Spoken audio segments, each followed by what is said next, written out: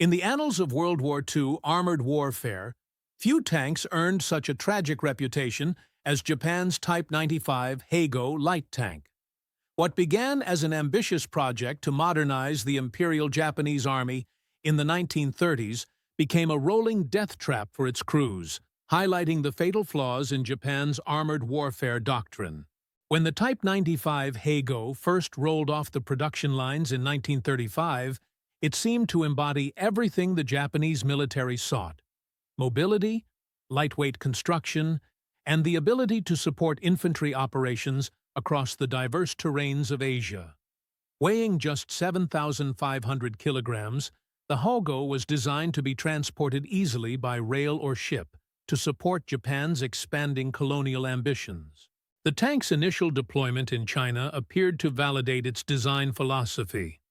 Against poorly equipped Chinese forces, the Heigo's 37mm main gun and two 6.5mm machine guns proved adequate. Its top speed of 45 kilometers per hour allowed it to keep pace with infantry advances, and its thin armor, only 12 millimeters at its thickest point, seemed sufficient against the weapons it faced. However, the fundamental flaws in the Heigo's design became brutally apparent when Japan entered World War II. The tank's crew of three, driver, commander, gunner, and loader, radio operator, worked in cramped conditions that severely limited their combat effectiveness. The commander had to serve double duty as the gunner, a task that proved overwhelming in the heat of battle. This arrangement stood in stark contrast to American and British tanks, which typically carried crews of 4 or 5, allowing for better task distribution and situational awareness. The Heigo's vulnerabilities were first exposed during the Soviet-Japanese border conflicts of 1939.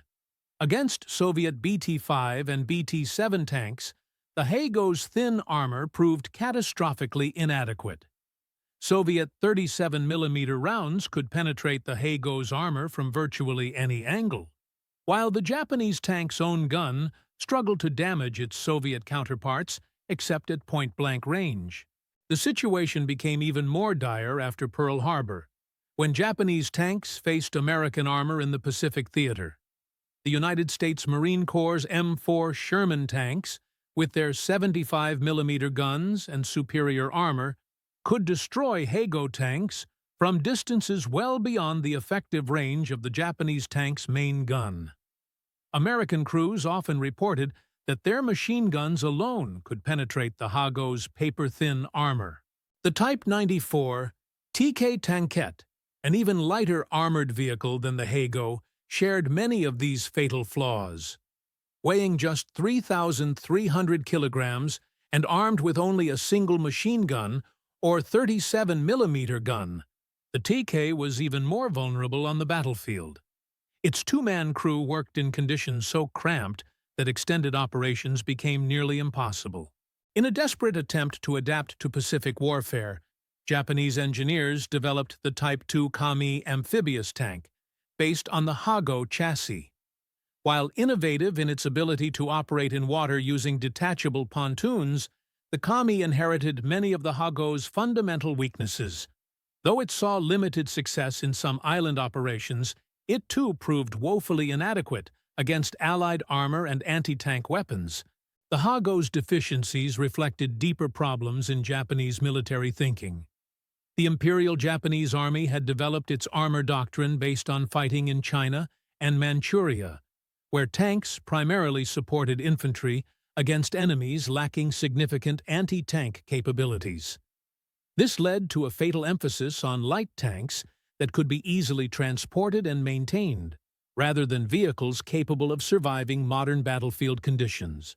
The human cost of these design failures was devastating. Japanese tank crews faced nearly impossible odds in every engagement with Allied forces.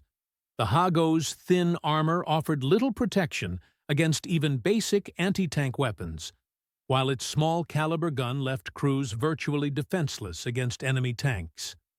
In the brutal island-hopping campaigns of 1944 and 45, Heigo crews were often forced to attempt suicidal ramming attacks against American tanks, knowing their guns could not penetrate the enemy's armor. Japanese industry proved unable to adapt to these challenges during the war. While other nations continuously upgraded their tank designs based on battlefield experience, Japan's isolated position and limited industrial capacity meant the Heigo remained largely unchanged throughout the conflict. By war's end, Japanese tanks were hopelessly outclassed on every front. The legacy of the Type 95 Heigo serves as a sobering reminder of the consequences of failing to adapt military doctrine to changing battlefield conditions. Its crews fought bravely, but their courage could not overcome the fundamental inadequacies of their equipment. Today, surviving examples of the Heigo in museums around the world stand as silent testimonials to the importance of realistic military planning and the tragic cost of technological overconfidence. The tank's story also illustrates the broader failures of Japanese military planning in World War II.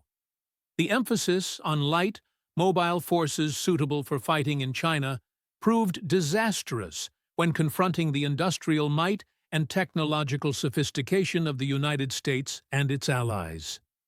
The Heigo, like many aspects of Japan's war effort, was a weapon designed for the wrong war, fighting battles its creators had never envisioned.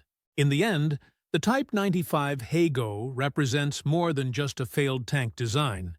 It embodies the larger strategic miscalculations that would ultimately lead to Japan's defeat in World War II.